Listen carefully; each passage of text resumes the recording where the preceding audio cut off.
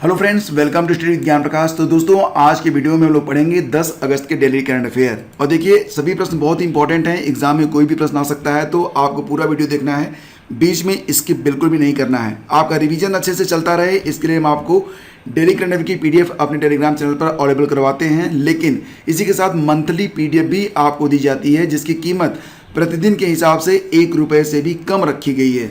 तो फ्रेंड्स, इस nominal fees पर ये पूरी की पूरी पीडीएफ आपको उपलब्ध है।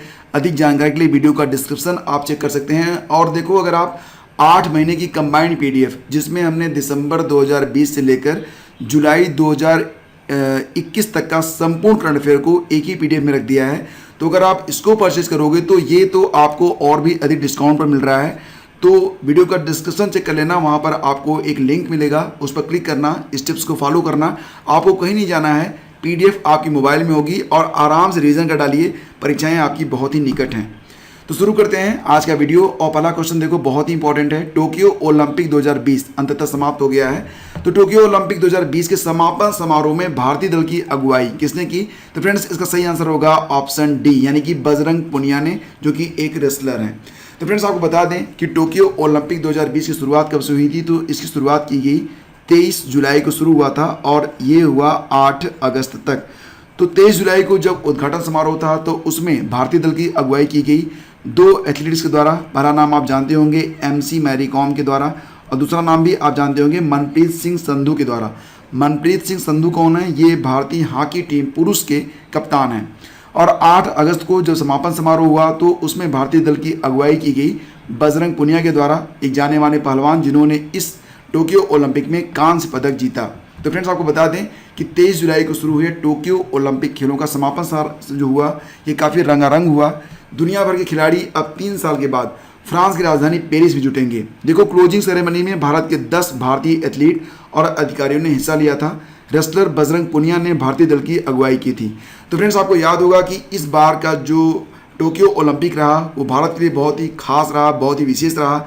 भारत ने 1 गोल्ड जीता, 2 सिल्वर जीते, 4 ब्रॉन्ज समेत कुल मिला के 7 मेडल को जीत लिया है। तो यहाँ पर मैं आपको एक बार रिवीजन करवा देता हूँ, ये जो 7 मेडल जीते गए। सबसे पहले बात करते हैं 1 गोल्ड जो जीता गया, तो इस गोल्ड को जीता है किसने? नीरज चोपड़ा ने जीता है जेवलिंग थ्रो में।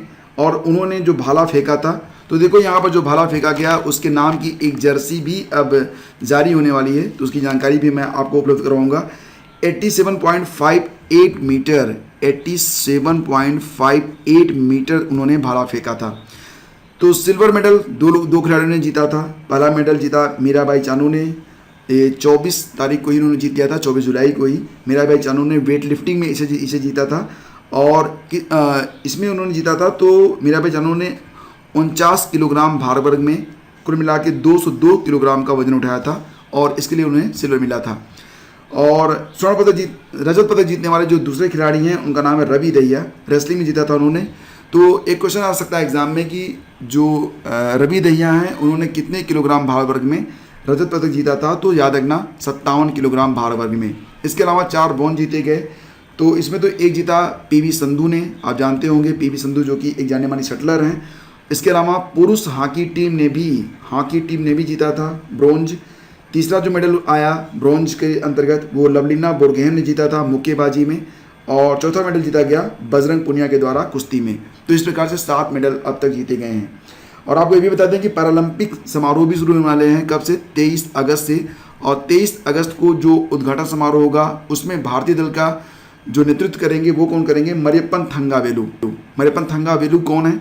तो फ्रेंड्स, ये पैरालंपिक स्वर्ण विजेता है। रियो ओलंपिक आपको याद होगा 2016 वाला। तो रियो ओलंपिक 2016 में इन्होंने T42 हाई जंप कैटेगरी में स्वर्ण पदक जीता था। और राजीव गांधी खेल रत्न पुरस्कार 2020 से इन्हें सम्मानित भी किया गया था। आपको याद होगा कि राजीव गांधी खेल रत्न पुरस्कार का नाम अब बदलकर मेजर ध्यानचंद खेल रत्न पुरस्कार कर दिया गया है। तो राजीव गांधी खेल रत्न पुरस्कार 2020 से 4 खिलाड़ी जो थे वो नवाजे गए थे। पहला नाम रोहित शर्मा का था, दूसरा नाम था रेसलर विनेश फोगाट का, तीसरा नाम था TT प्लेयर मनिका बत्रा का, और चौथा नाम था मरियप्पन थंगावेलु, जो कि रियो ओलंपिक जो हुआ था, रियो पैरालंपिक जो हुआ था 2016 में, उसमें गोल्ड मेडल उन्होंने हासिल किया था। तो 4 खिलाड़ियों को मिला था राजीव गांधी खेल रत्न पुरस्कार 2020। तो अगले जो ओलंपिक खोलेंगे ये भी आप याद रखो, 2024 का जो ओलंपिक होगा वो पेरिस में होगा। 2028 का जो ओलंपिक होगा वो लॉस एंजलिस अमेरिका में होगा। और 2032, ये वेरी इंपॉर्टेंट टिक कर लेना, तो 2032 का जो ओलंपिक खेल होगा ये कहाँ पर होगा, तो ये ब्रिस्बेन ऑस्ट्रेलिया में होगा। आगे बढ़ते हैं। अच्छा ये बताओ कि 2024 के ओलंपिक खेलों से किस खेल के बाहर होने का खतरा मंडरा रहा है। तो फ्रेंड्स ये हैं भारोत्तोलन और मुक्केबाजी। अब आपको थोड़ा सा शौक लगेगा कि दोनों खेल बाहर क्यों हो जाएंगे। तो फ्रेंड्स भारोत्तोलन और मुक्केबाजी की संचालन व्यवस्था लंबे समय से विवादों में रही है। इसमें वित्तीय भ्रष्टाचार की खबरें भी आती रही हैं। दोनों खेलों से जुड़े मुद्दे को देखते हुए IOC के सदस्यों ने मतदान करके खेलों की सर्वोच्च संस्था को किसी खेल को ओलंपिक कार्यक्रम से बाहर करने का निर्देश भी दे दिया है। तो फ्रेंड्स अब जो IOC को यह अधिकार हो गया है कि अगर वो चाहे तो किसी भी खेल को बाहर कर सकता है इस पूरे कार्यक्रम के दौरान, ओलंपिक कार्यक्रम के दौरान। देखिए 1896 में ओलंपिक खेलों की शुरुआत के बाद से करीब 40 खेल इसमें से हटाए जा चुके हैं। इसमें American football, Australian football, cricket, cycle polo, finger skating, ice skating, tug of war, wheel chair दौड़ जैसी प्रतियोगिताएं भी शामिल हैं। आगे बढ़ते हैं। हाल ही में भारतीय संसदीय पैनल ने जलवायु परिवर्तन के प्रभाव को दूर करने के लिए किस देश के साथ सिंधु जल संधि पर फिर से बातचीत करने की पहल की है। तो फ्रेंड्स इसका सही ऑप्शन होगा ऑप्शन बी, यानी कि पाकिस्तान के साथ। तो देखिए संसद की जल संसाधन संबंधी अस्थायी समिति ने सरकार को सुझाव दिया है कि वह पाकिस्तान के साथ सिंधु जल समझौते पर विचार विमर्श फिर से करे। 1960 का यह समझौता दोनों देशों के बीच पानी के बंटवारे पर आधारित था। इसमें जलवायु परिवर्तन, वैश्विक तापमान, पर्यावरणीय प्रभाव जैसे विषय शामिल नहीं हैं। अब ये मुद्दे काफ़ी अहम हैं तो उनको भी चर्चा के दायरे में लाना चाहिए।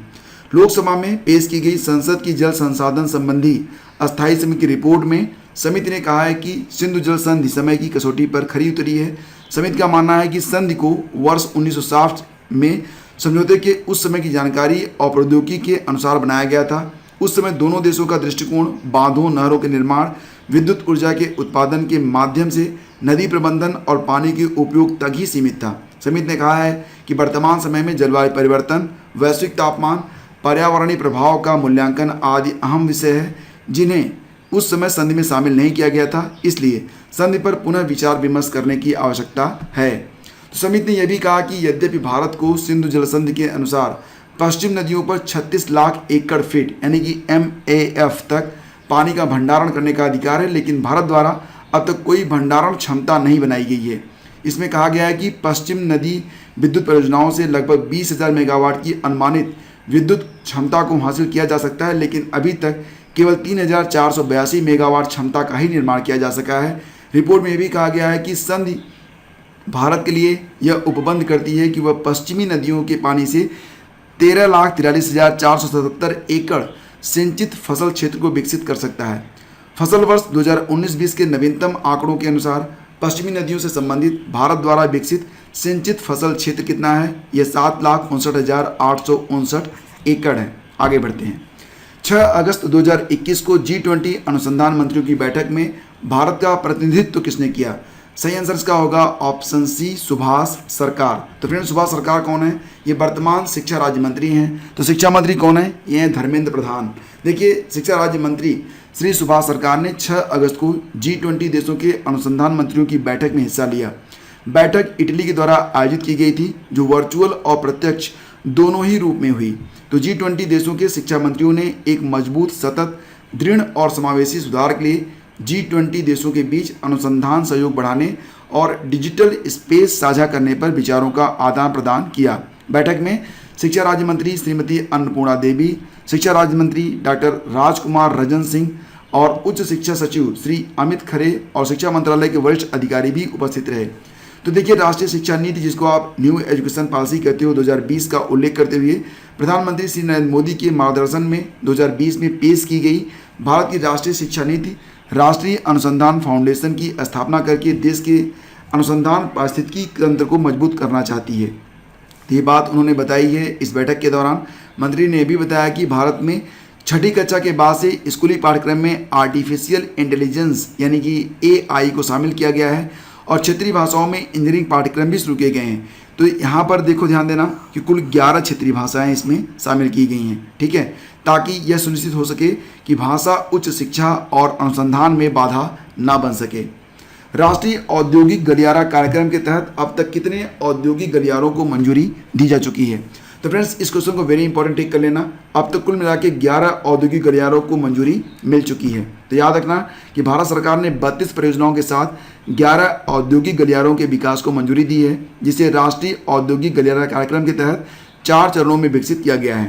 तो ये जो 11 औद्योगिक गलियारे हैं, इनके नाम इस प्रकार से हैं: दिल्ली मुंबई औद्योगिक गलियारा, चेन्नई बेंगलुरु औद्योगिक गलियारा, कोयम्बटूर के रास्ते कोच्चि तक CBIC का विस्तार, अमृतसर कोलकाता औद्योगिक गलियारा, हैदराबाद नागपुर औद्योगिक गलियारा, हैदराबाद वारंगल औद्योगिक गलियारा, हैदराबाद बेंगलुरु औद्योगिक गलियारा, बेंगलुरु मुंबई औद्योगिक गलियारा, विजाग चेन्नई औद्योगिक गलियारा, ओडिशा आर्थिक गलियारा और दिल्ली नागपुर औद्योगिक गलियारा। तो ये 11 गलियारे हैं जो कि बनाए जा रहे हैं। ठीक है, देखो ये क्वेश्चन भी काफ़ी इंपॉर्टेंट है। केंद्र ने कब तक स्कूली शिक्षा के लिए समग्र शिक्षा योजना को जारी रखने की मंजूरी दी है? सही आंसर इसका होगा ऑप्शन बी, जी हाँ, 31 मार्च 2026 तक। तो केंद्र सरकार ने समग्र शिक्षा योजना को अगले 5 साल के लिए बढ़ा दिया है। न्यू एजुकेशन पॉलिसी की सिफारिशों के आधार पर नए घटकों को जोड़ने के साथ इस योजना को भी नया रूप दिया गया है।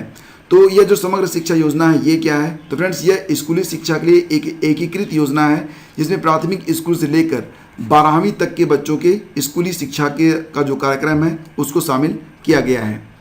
निम्नलिखित में से किस मंत्रालय ने PM दक्ष पोर्टल और PM दक्ष मोबाइल ऐप को विकसित किया है? सही आंसर इसका होगा ऑप्शन ए, यानी कि सामाजिक न्याय और अधिकारिता मंत्रालय के द्वारा।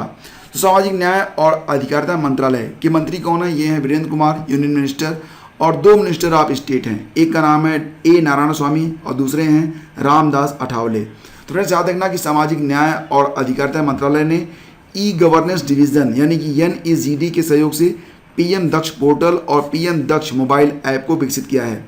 अनुसूचित जातियों, पिछड़े वर्गों और सफाई कर्मचारियों के लक्षित समूहों के लिए कौशल विकास परियोजनाओं को सुलभ बनाने के लिए यह पोर्टल और ऐप दोनों को विकसित किया गया है। हाल ही में समाचारों में रहा अगालेगा द्वीप कहाँ पर स्थित है? ये क्वेश्चन भी बहुत इंपॉर्टेंट है एग्जाम के लिए। अगालेगा द्वीप ये कहाँ पर स्थित है? तो ये हिंद महासागर में स्थित है। सही जवाब ऑप्शन सी होगा।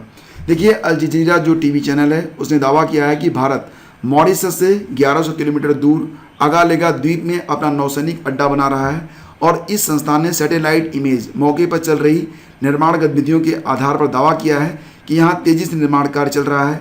यहाँ भारत अंतर्राष्ट्रीय स्तर पर हवाई पट्टी बना रहा है ताकि कोई भी जहाज आसानी से यहाँ पर उतर सके।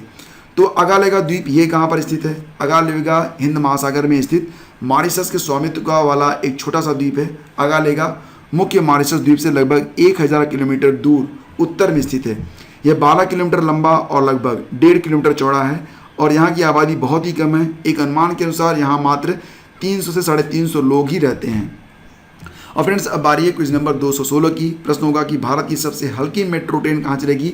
ये प्रश्न कल पूछा गया था और इसका सही आंसर है ऑप्शन ए, यानी कि पुणे। तो फ्रेंड्स याद रखना कि टीटागढ़ वैगन्स लिमिटेड के अनुसार इटली में उसके संयंत्र ने पुणे मेट्रो कोच के लिए पहली ट्रेन को पेश किया है। तो इसमें मुख्य बिंदु क्या है? देखो इटली से कुल 34 ट्रेनें भेजी जाएंगी और प्रत्येक ट्रेन में 3 कोच होंगे। मेट्रो का पहला प्रोटोटाइप एक वर्चुअल समारोह में लॉन्च किया गया था, जिसमें इटली में भारत की राजदूत नीना मल्होत्रा और भारत में इटली की राजदूत विंसेंजो डी लुका शामिल हुए थे। ये कोच सितंबर 2021 में पुणे पहुंच जाएंगे। और अब बारी है आज के प्रश्न की। मंगल ग्रह पर जीवन चीन के रोवर का क्या नाम है? पता ना आपको कि मंगल ग्रह पर जो चीन का रोवर भेजा गया था उसका नाम क्या है? तो ये बहुत इंपॉर्टेंट क्वेश्चन है, कई बार परीक्षा में आ चुका है। तो ये प्रश्न एक बार फिर आपके सामने है, इसका उत्तर प्रतीक्षित है। आप जरूर लिखिएगा कि इसका सही आंसर क्या है। और देखिए फ्रेंड्स टेलीग्राम चैनल पर आपको आज के लेक्चर की PDF मिल जाएगी।